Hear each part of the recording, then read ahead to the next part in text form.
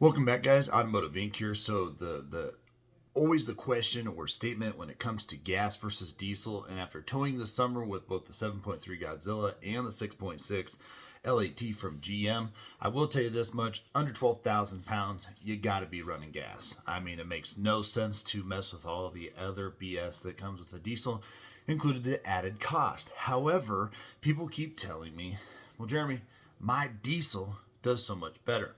So today we're going to talk to a few owners real quick, and then we'll see what they have to say. These are diesel guys.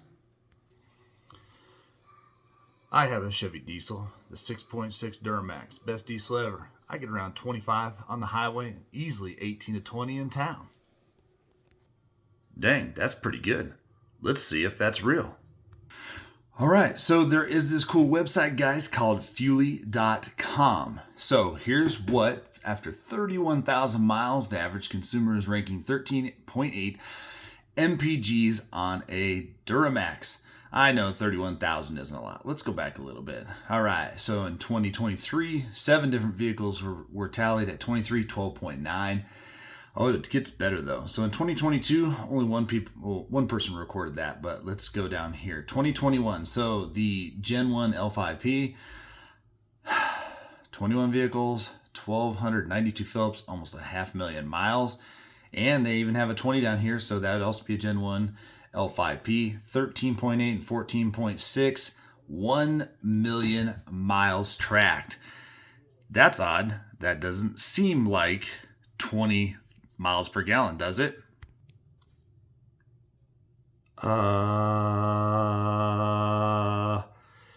Yeah, that's not close to the 18 I said. That's probably close. That's right. I drive a diesel for fuel economy and because it gets better miles per gallon than any gasser out there. My Powerstrokes, I probably average 15, 16 in town and at least 30 on the highway. If not, probably close to 25, maybe 21. But I crush it. Guarantee it. That good out of a Powerstroke. Well, let's see. All right, we're back on Fuely.com, 2023, 6.7 Powerstroke, 15.3, 30,000 miles, 87 fuel ups out of 13 vehicles tallied. This number can be a little bit skewed, just like the other one for the Duramax. 2 vehicles, 18 Phillips, 9,018.7. Yeah, okay. Some real data here. 2021, 1.2 million miles, 3,500 Phillips, and 57 vehicles scanned, 15.5. 2020 at 15.1. None of those numbers are really all that close to what we said earlier. All right. You got me there. It's probably not as high as I thought. Listen, it's just, I don't know. Well, there's Ford and Chevy, but come on. The Ram guys, there's no way the Ram guys are lying. I mean, come on. The Cummins diesel. Let's ask one here. Listen, I drive a Ram truck because the Cummins diesel is the best at fuel economy ever. I average easily almost 60 miles a gallon on the highway and about 22 in town. Worst I've ever got though was like 21. But all in all, the Cummins diesel, best fuel period. I tell you that much. No way. I would never lie. All right, so now we got all 3. So the third one's got to be the charm, right? Let's take a look. All right, here we go. We are going to see, did this guy tell us the truth? 2023, 14.4 miles per gallon, 63 Phillips, 18,000 miles. Don't worry, we'll get some good data here. 2022 Ram diesel trucks, 16 different vehicles, almost 600 fuel ups, 182,000 miles tracked, 14.8. Oh, here we go. Here's some real data. So 2021, 15 miles a gallon average, almost 2 million miles. Damn, that's pretty good, Cummins. I will say this, mileage-wise, that's pretty sweet to rack up on only 101 vehicles. But 6,000 fuel ups. So do we get anywhere near that? 1.9 million miles, 98 vehicles, 63, 201 vehicles, 201 vehicles, almost 6 million miles, 15.3. That's not anywhere near these 18 to 21 numbers that we keep being promised. Well, you see, you listen. Here's the thing. The miles that I said might have been a little bit higher than what I actually get, but I have, when I reset it and I fuel up and I reset it and I coast to the stop sign, it gets up there. And I will tell you this much, it's better than any damn gasser out there. That's what I'll say. And I know that's what the Ford guys and the Chevy guys will say. So there ain't no way that my diesel doesn't do almost 10 times better than any gasser out there. Well, if that's the case, then let's see what they're saying that the gasser gets. I mean, you guys obviously already know that I said I average about 11 and a half-ish over my entirety of owning the truck. My best was 18 and a half. I'm not saying there's not the outliers out there, but let's take a look.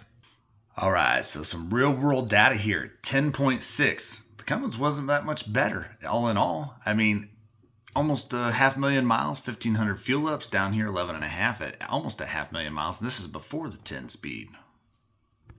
So we could go on and on with that, guys. That was just kind of like a little parody because literally I have followers of the Ram and the Ford and the Chevy and the GMC and all those guys coming out and they're saying that blah, blah, blah, blah. At the end of the day, their explanation for wanting the diesel over the gas when they've seen the videos and they can see that the gas can compete at 18,000 and less, and the average consumer, if you Google it, tows about 10,000 pounds or less.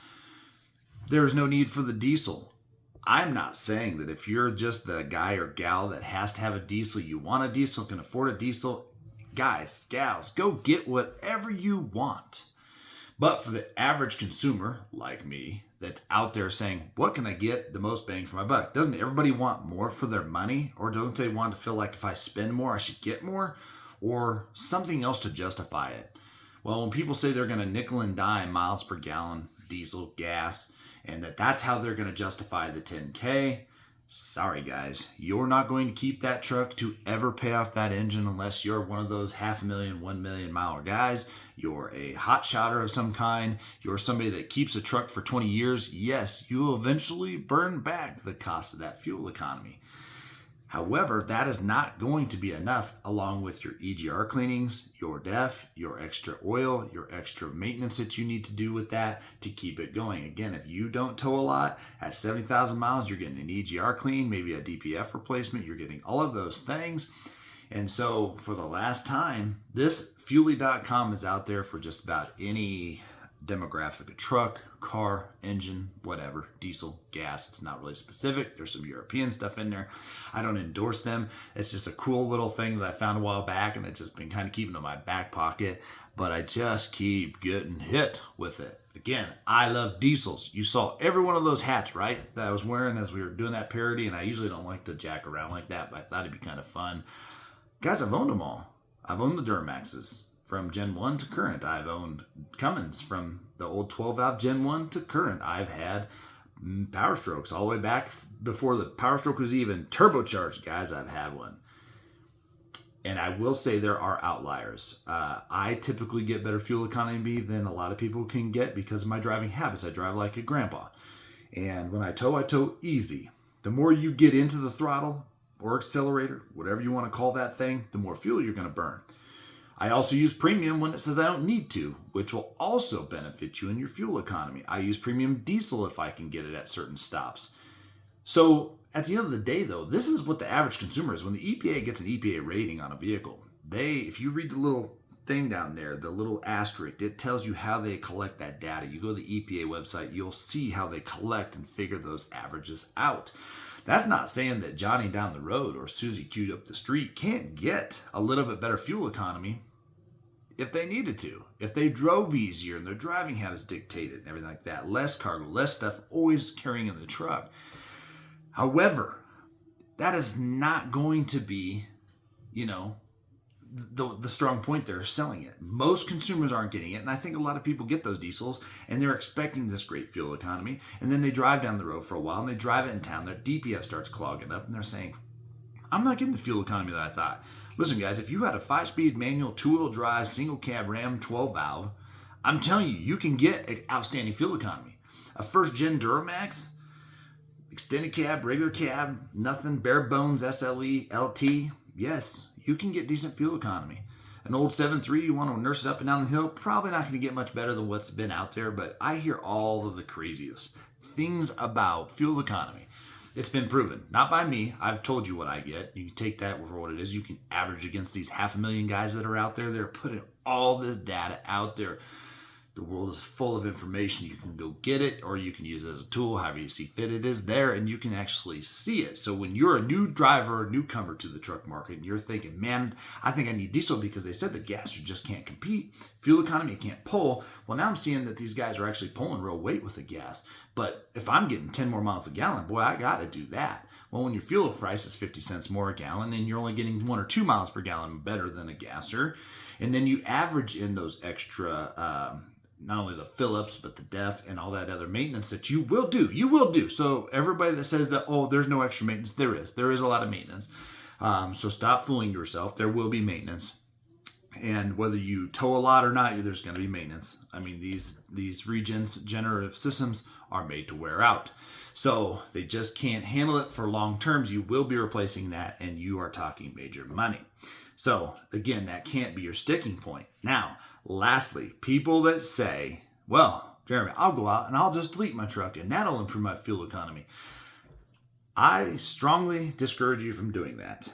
If you notice maybe 5-10 years ago when a different administration was in power, when DEF fluid came out, there used to be hundreds of people selling delete kits and all of this stuff. Now there's a few out there. They're kind of hidden. You don't find them as well. I'll tell you why. Because you roll through Utah rolling coal, they're going to pull you over unless you are designated on a racetrack. You're going to get a huge fine. You might get your vehicle impounded.